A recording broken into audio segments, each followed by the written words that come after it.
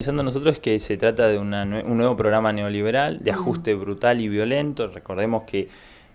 devaluaron el 120%, liberaron todos los precios y congelaron los salarios y las jubilaciones. Digamos, los jubilados, los trabajadores, los que cobran asignación están cobrando lo mismo que cobraban en diciembre, con una inflación del 25 en diciembre, del 20 en enero y todavía falta lo de febrero. Recién en marzo se habla de una recomposición de las jubilaciones, de los salarios y de las asignaciones. Entonces estamos hablando de una transferencia de ingresos brutal.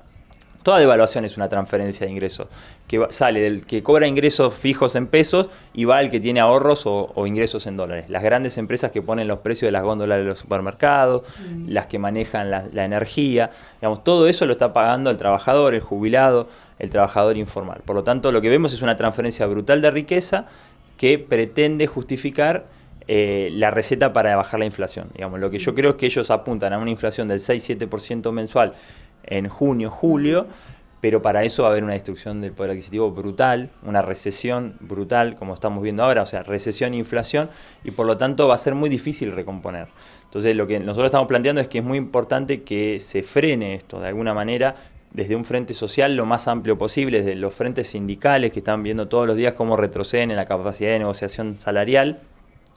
y por otro lado en un frente político que ponga de lado las diferencias locales y se ponga al frente de esta lucha con el gobierno nacional. Recordemos que en lo que hace a educación, por ejemplo, firmaron una nota en conjunto las 23 provincias y la capital federal, en conjunto todos los ministros de educación pidiéndole a Caputo que recomponga el Fondo Nacional de Incentivo Docente. No hay antecedente histórico de que se pongan de acuerdo todos los gobernadores para reclamarle algo así al gobierno nacional. Porque se trata de la educación pública, del inicio de la educación pública que están esperando cientos de familias y que organizan la vida de cientos de familias en todo el país. Por lo tanto, lo que vemos es que hay un ajuste brutal con la excusa de bajar la inflación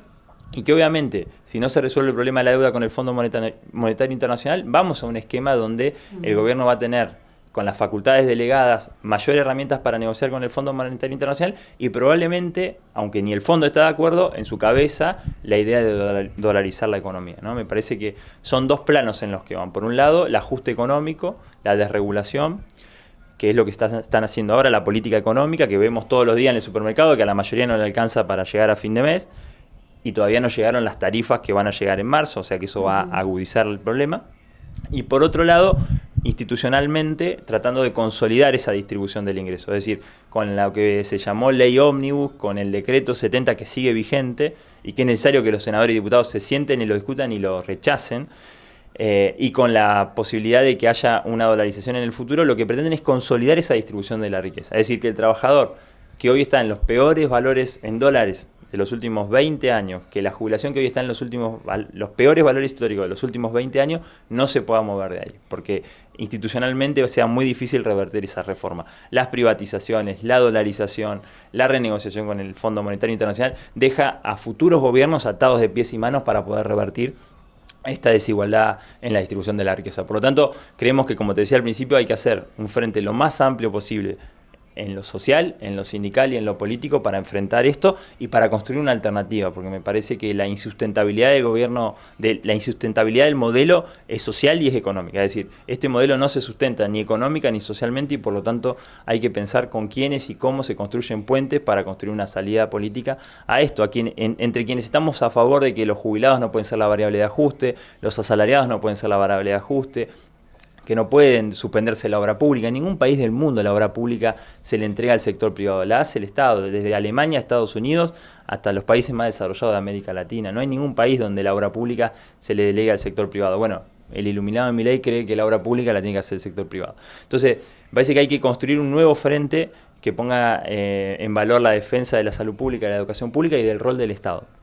Porque si bien se ha construido y se ha demonizado el Estado y la política, cuando vemos que demonizan al Estado y la política, lo que estamos viendo es que están atacando a la gente, ¿no? Detrás del Estado están las jubilaciones, están las asignaciones, están la cobertura de las obras sociales, está que hoy el hospital no tenga remedios porque se baja el programa Remediar, porque le recortan el programa Incluir Salud, porque IPROS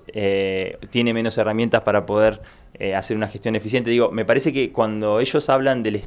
la casta y de la política, están hablando del Estado, y cuando hablan del Estado están hablando de la gente. Y me parece que lo más importante es que la sociedad